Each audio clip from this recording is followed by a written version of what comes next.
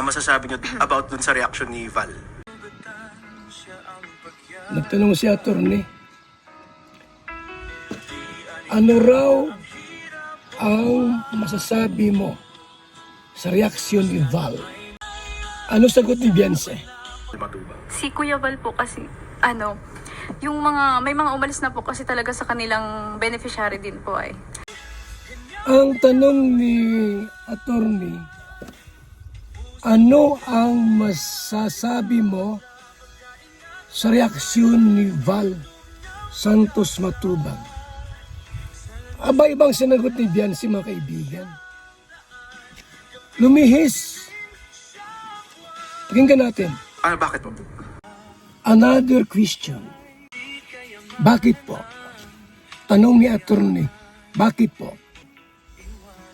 Another topic. Bakit po? Muling nabuo ang panibagong issue sa ginawa ni Beyonce. Sa halip na sagutin yung tanong, ano ang masabi mo sa reaksyon ni Val? Naglihis ng landas. Hindi ko rin po talaga alam yung dahilan, pero Hindi ko talaga alam ang dahilan. Magsalita ka pa, Beyonce. Hindi mo pala alam ang dahilan. Ba't nagsalita ka pa? Kung hindi mo tiyak ang sasabihin mo, you are creating another problem. bago lang po talaga umalis sa Kalinga po, sinisira po talaga nila yung dignidad po ng tao. Aba, ano yon? Anong tawag ng mga kaibigan? Na bago daw po umalis yung beneficiary, Kalingap Angels o sino man, bago daw po umalis, sinisira daw po muna yung dignidad ng isang tao. Isang matinding paratang sa Kalingap, mga kaibigan, na hindi ko kayang tanggapin. Hindi ko kayang tanggapin. Hindi ko kayang tanggapin po bilang founder ng Kalingap. Yung sinabi ni Beyonce, mga kaibigan, na kami ay bago umalis yung mga beneficiaries or sino man na na-vlog namin, sinisira daw po namin ang kanilang mga buhay. Sino po ang sinira namin, Beyonce? Sino ang sinira namin sa Kalingap? Pagkasagot. Actually po, mga kaibigan, gusto kong malaman sa barangay, sagutin ni Beyonce. Gusto kong maliwanagan po, sino at anong dahilan, bakit po nawala sila sa Kalingap? Sinira ba namin ang buhay nila? Ang dignidad? Dignidad po ng tao. Okay. So, maraming beses na ito nangyari. That's what you're trying to say, no, ma'am? Na gagamitin ka nila for content, eventually magsasawa yung tao, bago sila umalis, sisiraan nila. Wala kami siniraan dito.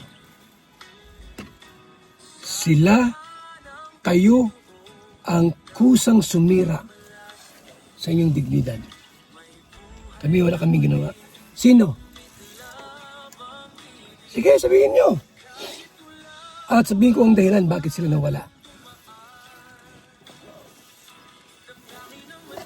Pambihira yan. Ang tanong ni attorney kanina, ano masabi mo sa sinabi ni Val Santos Matubang? Anong reaction mo, Beyonce? Iba ang sinagot mo. Iba. Sinisiraan That's po what nila. you're telling. Nag-file ako ng sa barangay po. Barangay Tagisan.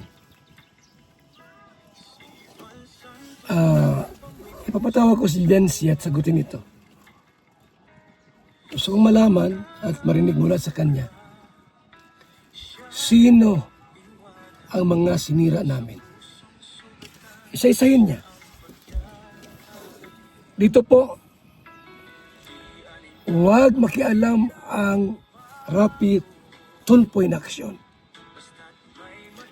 Kung dumating sila sa barangay, makialam, hindi ako papalag. Walang vlog.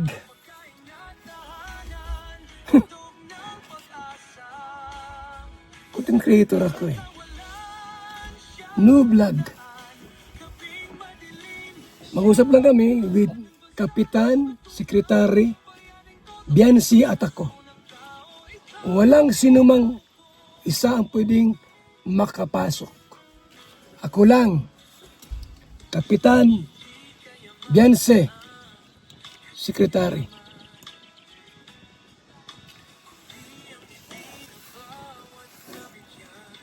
Dapat makonvince niya ako sa kanyang paliwanag. Kung hindi po,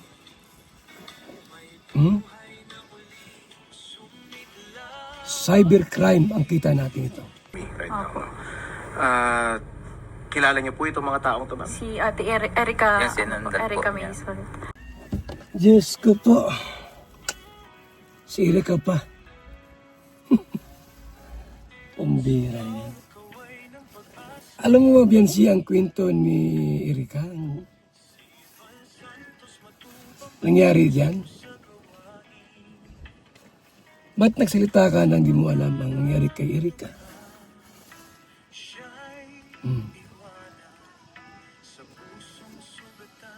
Kami ang sumira kay Erika? Oh. Oh no. Mag-comment kayo sa baba. Sino po ang sumira kay Erika? Kami o sila mismo na magkapatid? Comment kayo. Para makita ni Biancy ang katotohanan. Ayoko na magsalita about kay Erika kasi binarangay na po namin yan. Kayo po, yung mga nakakaalam sa nangyari kay Erika. Comment kayo para mabasa ni Biancy ang dahilan. Ano pa pala ang dahilan? Ba't nasira si Erika? Baka naman isipin mo, Biancy, kami ang sumira sa'yo. Baka sa utak mo, Biancy, kami ang dahilan na binabas kayo. Tandaan mo, Biancy, wala kaming reaksyon na hindi galing sa inyo. Walang reaksyon ang mga Kalingap reactor kung hindi mula sa inyo. Tandaan mo yan. Wala kaming reaksyon na hindi galing kay Dr. Lab, kay Red Zane, at sa mama mo. Even sa'yo. Ang dami yung post sa Facebook. Ako, tulad ko. Kung hindi dahil sa inyo, wala akong reaksyon. Kayo ang sumira sa buhay ninyo. At interested rin siyang gawin yung same thing na ginawa mo today? Hindi po. Parang ano po sila, wala pong Walang masamang- laban na ano. Hindi po nila kayang Hindi po lumaban. sila nag... So, lumalabas po dito mga kaibigan na kami po ang may kasalanan sa lahat. Bakit nawala si Erika, nawala si Rina o sino mang mga sa Kalingap, kami ang pinagbibintangan. Ang Kalingap ang pinagbibintangan. Makapagalis niya, kami ang pinagbibintangan. Wala kaming tinawang para masira kayo. Nawakwak kayo. Si Erika nawakwak. Ikaw nawakwak. Ha? Nawakwak si Rina. Palukuhin ninyo. Kayo ang dahilan kung bakit kayo nagkaganyan. Binash. Sa bagay, sinabi mo sa akin yan na sa mga bashing, sasagot ka na. Hindi mo walang basher. Binabas nga ako. Di lahat ng bashing sasagutin mo. Dami kong buzzer diyan, di ko sinasagot. Pag reactor, minsan, may time na sinasagot ko. Pero, sabi mo, matapang ka na. Ngayon, ba't mo sa amin ibinaling yung mga basher? Hindi kami yun.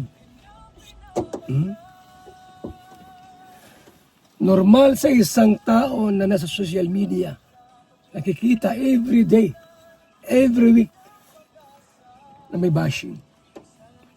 Kahit ipagtanggol ka namin, ay hindi talaga mawawala yan, hindi mauubos yan. Sa amin na lang. Pero yung iparatang mo sa amin na kami ang sumira sa iyong dignidad, mali kayo. Mali kayo. Kayo ang sumira. Nawakwak kayo ng sponsor ni Dr. Love. Tinanggal si Dr. Love. Ikalinga Prab, nag-post ka. Anong sabi mo kay Dr. Love? Ano mang mangyari? Dr. Love, sa'yo pa rin ako.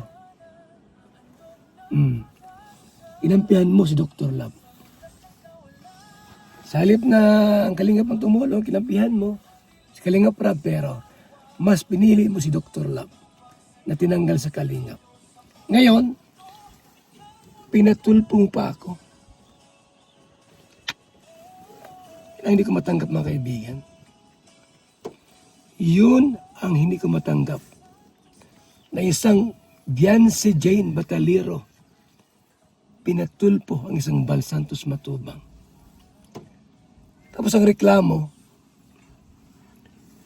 about sa love team, hindi ko rin matanggap-tanggap na walang itsi. Bira naman yan. Ano ko, bata? Ang unang reklamo mo sa Rapid Tulpo in Action na ayaw kong buwagin ang itsi. Buwag na nga! Buwag na ba ang itsi? Pangalawang reklamo na sabi mo sa kay attorney, pinapalayas na kayo sa bahay niyo. Sino nagpapalayas sa bahay ninyo? Walang nagpapalayas sa inyo. Hindi pa nangyari. Pumunta ba ako doon para palayasin kayo sa bahay ninyo? May video ba kayo na pumunta ako sa bahay niyo, pinalayas ko kayo? Wala. Bahay niyo yan. Simpleng reklamo, pinatulpo. Pwede naman sa barangay Taisan mag-usap. Pwede sa bahay. Pinahiya nyo lang ako. So, ginawa ninyo. Ang babaw ng dahilan po, mga kaibigan, kasal ang anak ko na late dahil sa Rapid Tulpo na yan. Supposed to be alas 3 ang start ng kasal. Natapos 3:20. Pati si Gob naghihintay, Gupadilla. Nasaan si Papa Bal? Ba't wala pa? O, pinagbigyan ko kayo. Pwede akong hindi umaten para lang masagot ang inyong mga paratang. Araw ng kasal ng anak kong si Kakay, May 7, 3 p.m. Pinarapid tulpo niya ako. See you. Na lang, Yancy. Sana magtagumpay ka. Hindi ako makapaniwala na isang Biancy Jane Batalero ang magpatulpo sa akin. For over 25 years sa charity, isang beneficiary ang nagpatulpo sa akin, mga kaibigan. Pagkatapos ng bahay kong, katapos ng bubong na pinagawa ko po, pinagawa ko yung kwarto mo. Yung CR mo, pinagawa ko, yung bubong. After noon, mga 1 week or 2 weeks, pinatulpo mo ako. Grabe naman ginawa mo, Biancy. Hindi ko masikmura. Uwi ka sa bahay, saan ka matutulog? Sa kwarto mo? Di mo maisip na ang napagawa ng kwarto mo, isang Val Santos Matubang. Yung CR mo, pinaganda ko. Yung kwarto mo, pinaganda ko. Pininturahan ng bago. Nilagyan ng maraming ilaw. Nilagyan ng television. Tapos, yung gumawa ng kwarto at paganda, pinatulpo mo. Kaya mong matulog doon sa kwarto na yan, Beyonce? Pag umuulan, noon tumutuloy yung bahay ninyo. Ngayon hindi na. Bumabagyo, di mo ako maisip. Ang napagawa ng bubong si Papa Val na pinatulpo ko. Saklap, ang bihira yan. Mabigat sa puso. No? Grabe ang ginawa ni Beyonce kay Papa Val. Pwede na sa barangay mag-uusap. Kung may problema, may barangay naman dyan. Barangay Taysan. Bakit kay Rapid Tulpo pa? Anong rason? Ipahiya ako. Almost 99% pabor sa akin. Punta mo yung comment section ni Rapid Tulpo in action dun sa natin. Halos lahat pabor sa akin, Beyonce. Bakit? Wala akong ginawang masama sa inyo. Di ko kayo binabalahura. O inaway, sinaktan. Wala. Ba't ako nag-react ng ganon? Sa nanay mo. Sapagkat nag-post, nag-comment sa mga live. 7 komento ng nanay mo. Pambabalahura. Pati simento na kinuha ng karpintero, hiniram, bahay nyo naman yon. Ano pa, binanggit pa ninyo sa sa comment ng nanay mo. Ang dami. 7 comments, Beyonce, di mo ba alam? Doon ako nag-react. At doon sa mga content ni Dr. Love, hindi ako may simula noon. Kayo ang may simula. Yung nanay mong magaling. At kay Dr. Love. So, mga kalingap, salamat po. Salamat po. Talagang masakit sa loob ang ginawa nila. Bye-bye. Mabuhay. God bless. Bilang isang karpintero, araw-araw napapagod, BSM Kalingap Kape ang panghagod. Sarap. Magandang umaga, Lolo. Ano yung iniinom mo? Ay, ito ba po? Ay, VSM Kalingap Kape. VSM Kalingap Kape? Bago yan, Lolo ah. Oo, apo. Ang kapeng may puso at maraming benepisyo sa ating kalusugan. VSM Kalingap Kape 9-in-1 Healthy Coffee Mix. Ang kapeng may puso. VSM Kalingap Kape. Sa mga gustong umorder, tumawag lamang sa numero ni Kuya Val 0929-1132-469. VSM Kalingap Kape. Ang kapeng may puso. VSM Kalingap Kape. Ayos, Lolo. Yan na lang din ang iinumin ko. VSM Kalingap Kape. VSM Kalingap Kape, napakasarap, nagpapagaling sa mga taong may sakit. Kalingap Kape, masarap, sustansya, at grabe ang benepisyo po sa katawan ko ito mga kalingap. Kaya bili na kayo ng VSM Kape, napakasarap po. BSM Kalingap Kape! Ang kapeng nagpapagaling at nagpapatigas ng tuhod. VSM Kalingap Kape. Kaping may puso. BSM Kalingap Kape! Ang kapeng may puso!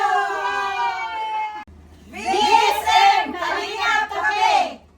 Nagpapagaling at nagpapatigas ng tuhod. VSM Kalingap Kape. Kaping may puso.